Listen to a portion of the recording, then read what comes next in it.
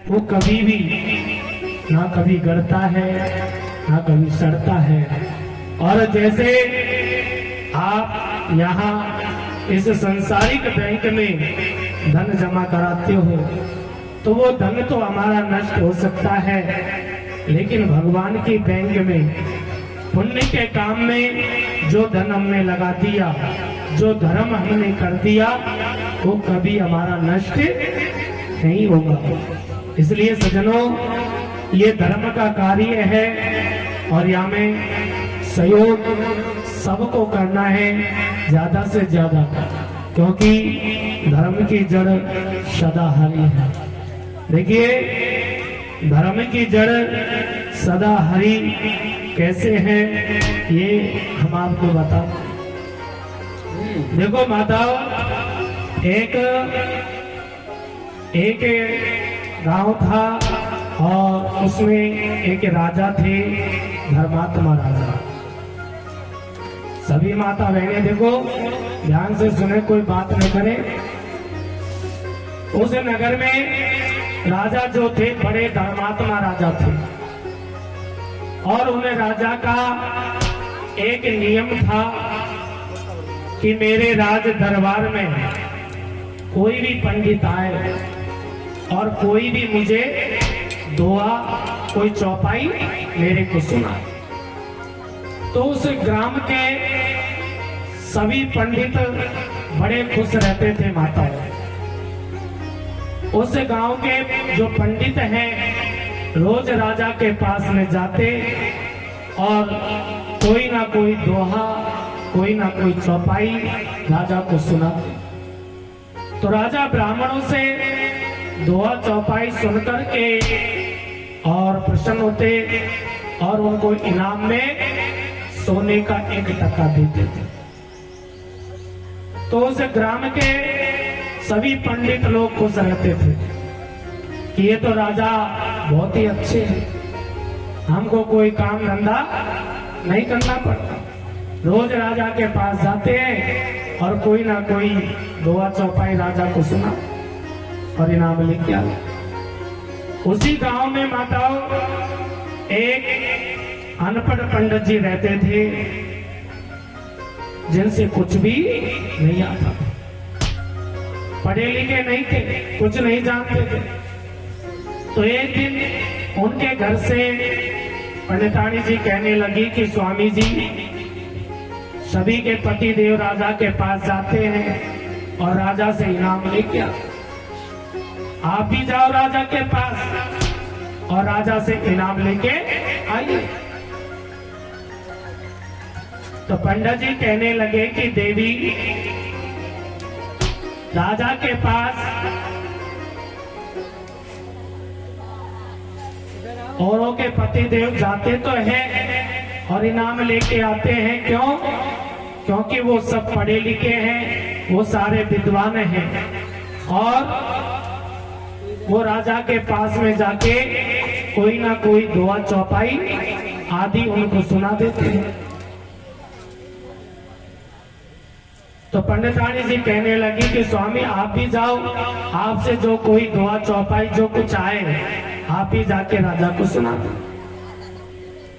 पंडित जी बोले, देवी मैं जाऊं तो सही, लेकिन मेरे से कुछ आता नहीं और जब तक मैं राजा को कोई दोहा चौपाई नहीं सुनाऊंगा। राधे। सभी माता बहनों का ध्यान इधर उधर यह 56 भोग में लगा है। देखो ऐसे नहीं, सब लोग ध्यान से सुने और कोई बात न करे, और जो बात करेगा उसे पड़ोसी की सौगंध है। हाँ, तो सभी ध्यान से सुनेंगे। तो यहाँ माताओं पंडित जी जो है वो बोले कि देवी मैं राजा के पास में जाऊं, लेकिन मेरे से कुछ आए तभी तो मैं राजा के पास में जाऊं। पंडितानी जी कहने लगी कि स्वामी आप जाओ तो सही, जो भी कुछ आए आप जाकर के और वही राजा को सुना दे। अब तो जब पंडितानी जी ने बहुत जोर दिया, पंडित जी से बहुत कहा, तो पंडित जी चल दिए राजा के पास। अब राजा के पास में पंडित जी जा रहे हैं तो मन में सोच रहे हैं कि मैं राजा को क्या सुनाऊंगा, कुछ तो होना चाहिए जो मैं राजा को सुना सकूं जिससे मेरे को भी इनाम मिल जाए। लेकिन राजा को कोई दुआ, कोई चौपाई, कुछ भी याद नहीं आ रहा। तो पंडित जी जा रहे हैं तो पंडित जी को मार्ग में एक चूहा मिल जाता है जो बिल खोद रहा था। चूहा का ही मूसा कह दो, चूहा कह दो। तो चूहा जो है माताओं बिल खोद रहा था। तो यहाँ पंडित जी ने देखा कि अपन तो राजा को यही कह देंगे कि चूहा बिल खोद रहा, लेकिन पंडित जी ने सोचा कि यह बात तो ठीक नहीं लगी। तो पंडित जी महाराज ने उसे चूहे को देखकर और अपने दिमाग से एक लाइन बनाई माता, क्या? कुचरे कुचरे तू का कुचरे। आगे चले तो एक खरगोश मिल जाता है जो झाड़ियों के पीछे छुप के बैठा हुआ था। तो जैसे ही पंडित जी रुके और वह खरगोश को देखने लगे तो वो खरगोश पंडित जी को घूरने लगा, और जैसे ही वो खरगोश घूरने लगा तो पंडित जी ने दूसरी लाइन बनाई, घूर घूर तू का घूर है। अब वो खरगोश घूर करके और जैसे ही भागने लगा तो पंडित जी ने एक लाइन और बना ली तीसरी, मुझको देखत क्यों भागे। अब तो महाराज पंडित जी महाराज ने यहाँ 3 लाइन बना ली, कुचर कुचर तू खा कुचरे, घूर घूर तू खा देके, मुझको देखकर क्यों भागे। इनको याद करते हुए पंडित जी महाराज राजा के राजमहल की ओर जा रहे। फिर मन में सोचा कि चौपाई में तो 4 लाइन होती है पर ये तो 3 है, कहीं राजा ये ना समझे कि ये तो चौपाई अधूरी है और कहीं आधा ही इनाम मेरे को मिले। इतना सोचते सोचते पंडित जी जा रहे तो राजा के महल के पास में पंडित जी महाराज पहुंच जाते हैं। तो जैसे ही राजा के महल के द्वार पे पहुंचे माताओं, तो राजा के महल में से 2 पंडित जी आ रहे थे।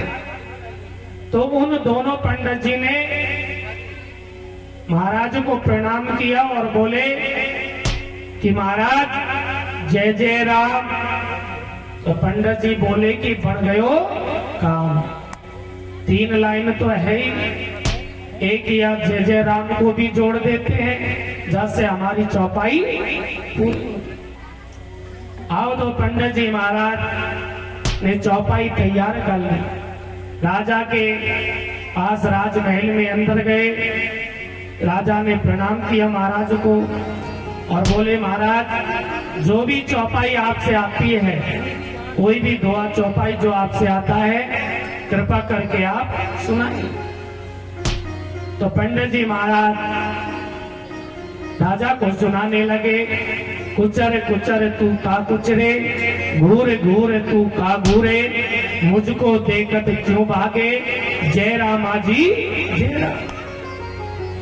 जैसे ही राजा ने ये चौपाई सुनी तो राजा प्रसन्न हो गया और राजा प्रसन्न होकर और पंडित जी को 2 सोने के सिक्के निकाले और पंडित जी महाराज को इनाम में दिया।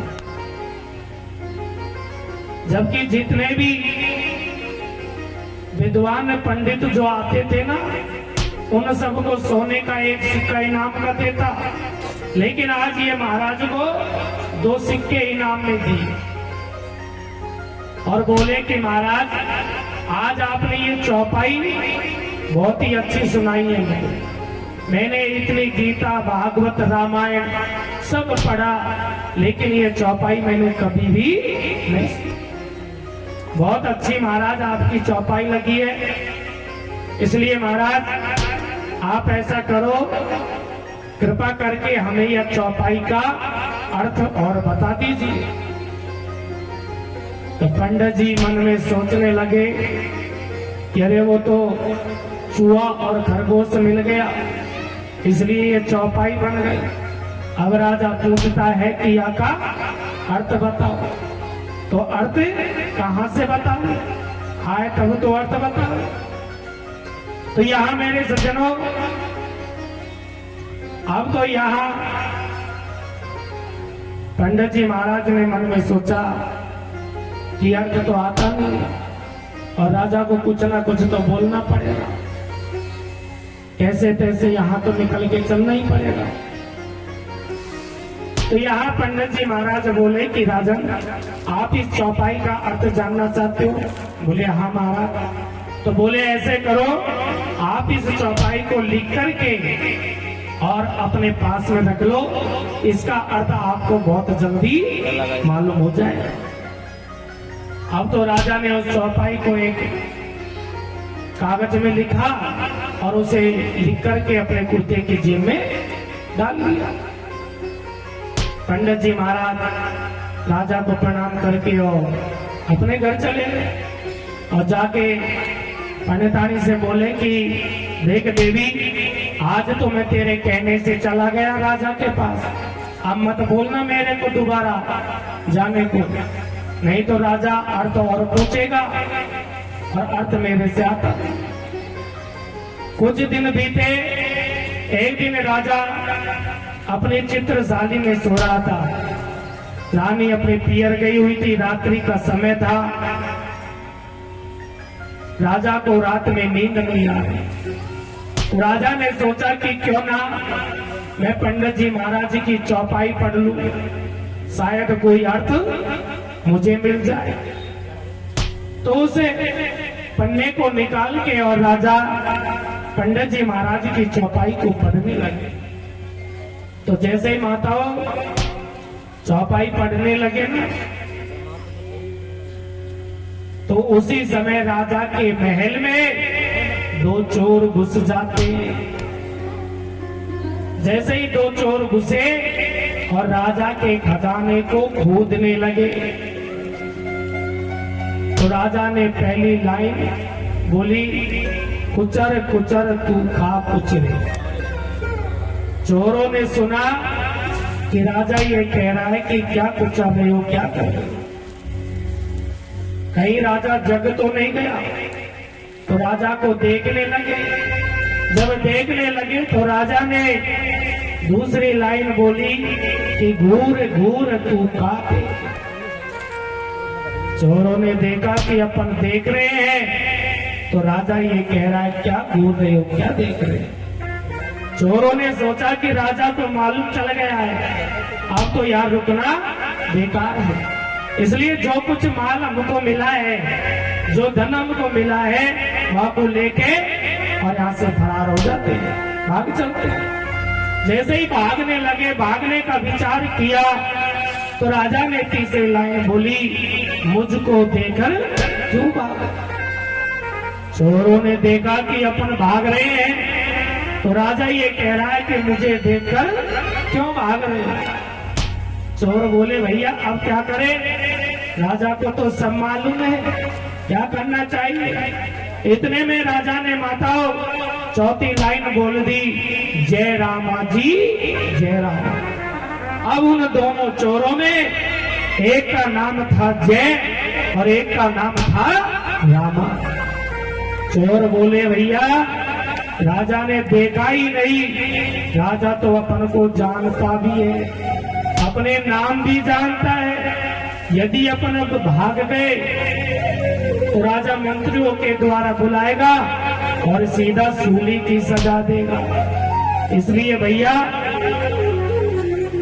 अपन राजा के पास में चलते हैं और जो गलती अपन ने की है बाकी राजा से क्षमा मांगनी थी। जबकि माताओं देखो, राजा को कुछ मालूम नहीं था, कोई बात का मालूम नहीं था। आज वे दोनों चोर आते हैं और सारी बात राजा को बताते हैं। जैसे ही आज सब बात राजा को बताई माताओं, तो राजा ने उन चोरों की बात सुन के और किसको याद किया? उस ब्राह्मण को, उस ब्राह्मण देव को याद किया कि वो ब्राह्मण देवता धन्य है। मैंने तो खुश होके उसको केवल सोने के 2 टके इनाम के दिए, लेकिन आज उस ब्राह्मण की वजह से लाखों करोड़ों रुपए का मेरा धन जो चोरी में चला जाता, आज उस ब्राह्मण के आशीर्वाद से वो सब बच गया। वो श्री कृष्ण भगवान की। तो इसलिए माताओं, धर्म की जड़ सदा हरी है। धर्म आप करोगे तो धर्म आपकी रक्षा करेगा और हमेशा आपके ऊपर भगवान की कृपा बनी रहेगी। तो इसलिए इस यज्ञ में सब ज्यादा से ज्यादा सहयोग करें और ज्यादा से ज्यादा सब लाभ लें। और एक बार सभी जोर से जयकारा लगाएं, बोलो कृष्ण चंद्र भगवान की जय हो। अभी आवाज नहीं है, ऐसे नहीं। देखो कहा है कि जो बोलेगा जोर से जय तो वाके निकल जाएंगे सब भय, और जो नहीं बोलेगा जोर से जय तो वाके छोरी होगी क्या ढोलक वाले की तरह। हाँ, तो इसलिए सभी जोर से जयकारा लगाएं। बोली भागवत महापुराण की, बोली बाके हरिलाल की, बोलो जय जय श्री राम। राधे श्याम। जय हो। छोरी तो कोई नहीं चाहता, सभी ये चाहे कि छोरा ही हो। हाँ, बोलो श्री कृष्ण भगवान की। तो सभी बड़े आनंद से महाराज श्री के मुख से कथा का आनंद ले, कथा का श्रवण पान करें। बोली कृष्ण कन्हैया लाल की जय जय जय श्री